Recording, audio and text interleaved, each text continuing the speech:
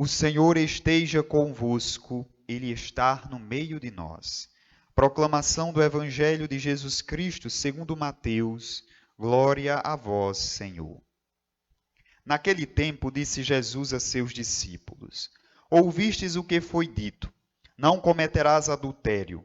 Eu, porém, vos digo: todo aquele que olhar para uma mulher com o desejo de possuí-la, já cometeu adultério com ela no seu coração.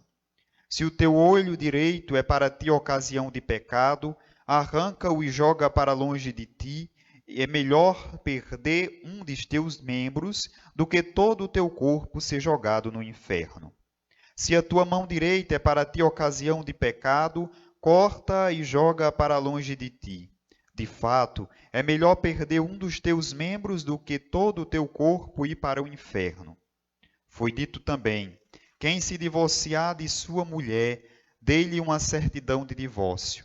Eu, porém, vos digo: todo aquele que se divorcia de sua mulher, a não ser por motivo de união irregular, faz com que ela se torne adúltera. E quem se casa com a mulher divorciada, comete adultério. Palavra da salvação. Glória a vós, Senhor.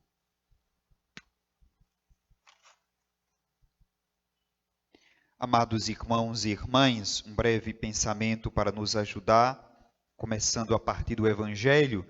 Esse Evangelho que parece ser forte quando nós o interpretamos de forma literal, ou seja, a leitura literal do texto bíblico ou a leitura fundamentalista do texto bíblico é aquela leitura que você olha a letra e o que deve acontecer é tal qual está escrito. Se Jesus está dizendo, se o teu olho é ocasião de pecado, arranca-o, é melhor entrar no céu sem um dos membros do que ir para o inferno com todos. Então, eu entendo de forma literal. Se eu peco com o olho olhando, eu devo arrancar o órgão, né, que me concede a visão. Isso aqui não é o que Jesus pretende. Não é para ser lido de forma literal, de forma fundamentalista. Quando se diz, se o teu olho leva a pecar, arranca. Se tua mão leva a pecar, arranca. Se é ocasião de pecado, amputa. Não é o membro físico, porque o membro físico em si, ele não tem vida própria em si, ele não age por si. A ação da minha mão de roubo, ou a ação do meu olho de cobiçar o que é alheio, da mulher alheia, do homem alheio, das coisas alheias, não é uma intenção própria do membro. Para minha mão pegar o que é alheio, antes eu planejei na mente.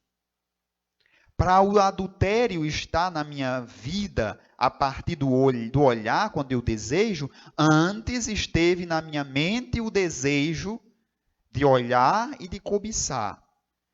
E se cometo o adultério, antes de cometer o adultério em si, antes na mente eu já projetei, eu já planejei. Então, o que é cortado não é o membro em si, mas a intenção que leva os membros à ação que é pecado. Então, veja o que o Evangelho está dizendo. O cortar não é o membro físico. Ah, eu roubei, por isso eu vou cortar a mão. Corta a tua mão. Se você não trabalhou no seu interior o desejo de não mais roubar, não é a ausência de uma mão que não vai fazer com que você roube. Ah, eu arranquei o olho porque eu cobicei a mulher alheia. Se eu não trabalhei interiormente o não desejar a mulher do outro, não desejar o homem da outra, não desejar o que é alheio, eu posso arrancar os dois olhos, que eu vou continuar desejando. Eu vou continuar cobiçando as coisas alheias. Então veja, o pecado não está no membro, está na intenção que nós projetamos, que nós alimentamos no nosso interior. Portanto, é o que nós alimentamos no nosso interior que deve ser purificado. Por isso que Jesus vai dizer em outra passagem, não é o que entra no homem que o torna impuro, mas é o que sai dele. Porque é o que nós alimentamos dentro de nós, é o que nós criamos dentro de cada um de nós. Por isso, a constante busca pelo encontro com Jesus Cristo deve ser uma máxima na nossa vida.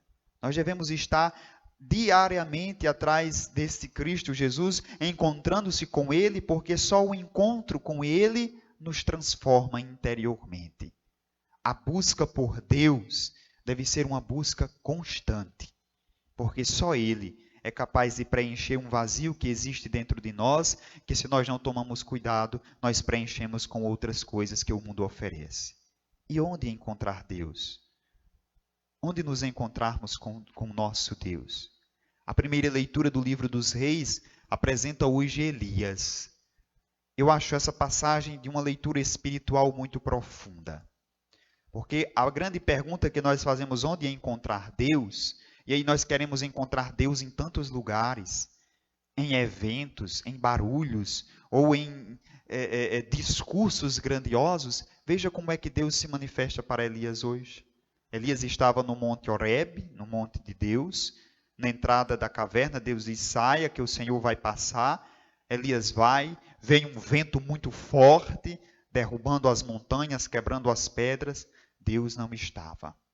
Veio um grande terremoto, Deus também não estava.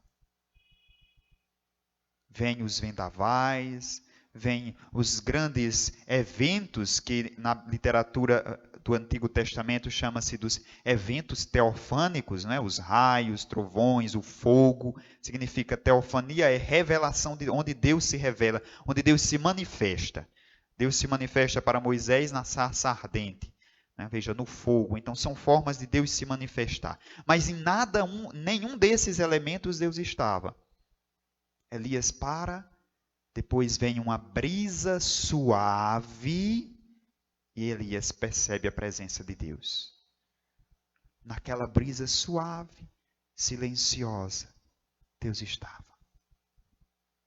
Na maioria das vezes, nós estamos esperando encontrar Deus em eventos extraordinários. E o Senhor está falando no silêncio.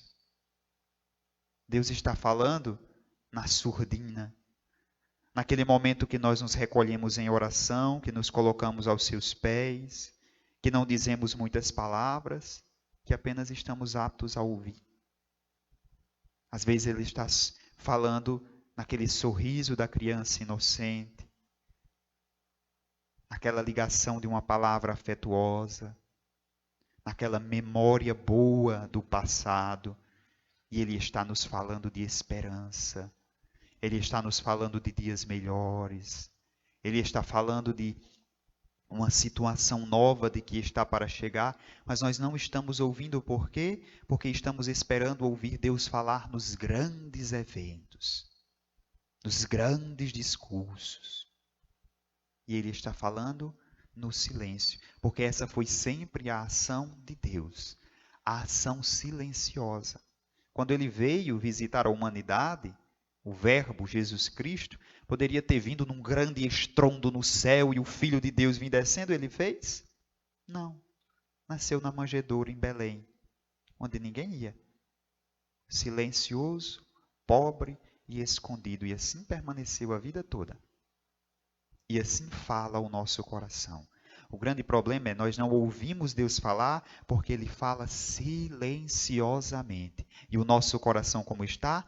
Turbulento, barulhento, falando demais, ouvindo coisas demais. Enquanto bastaríamos apenas parar e ouvir Deus falar através do seu silêncio, através de sua ação silenciosa, mas eficaz. Experimentemos parar um instante e veja que a paz que o Senhor transmite a partir do silêncio da oração é grandioso. Exercite os exercícios de pelo menos todo dia 5 minutos de silêncio. Depois 10, depois 15, mas são exercícios que são feitos com calma, porque 5 minutos de silêncio vem um turbilhão de pensamentos e a gente diz, não consegui me concentrar, padre. Claro, nós não estamos acostumados a silenciar, por isso que o silêncio traz 1 milhão de pensamentos barulhentos que nos distrai. Rezemos com isso. Veio o pensamento disso? Senhor, eu estou colocando isso na sua presença. E assim vamos exercitando o silêncio, porque é através do nosso silêncio interior que Deus fala, não do barulho. Quando estamos barulhentos, aí aquela canção do Padre Zezinho fala muito forte aos nossos corações. Tenho medo de estar a gritar. Tenho medo de estar distraído e não ver teu amor passar. Hoje nós nos distraímos facilmente. E um conselho. Ontem foi muito bonito aqui na paróquia, mas em todos os lugares eu via o Santíssimo passar. Veja como nós nos distraímos facilmente. É bom sempre a gente registrar. Mas era tanta gente com uma câmera na mão, e eu ficava me perguntando, será que não estamos perdendo tempo demais registrando com o celular, que depois a bateria acaba, queima e você perdeu, e às vezes perdemos a oportunidade de contemplar Jesus passando.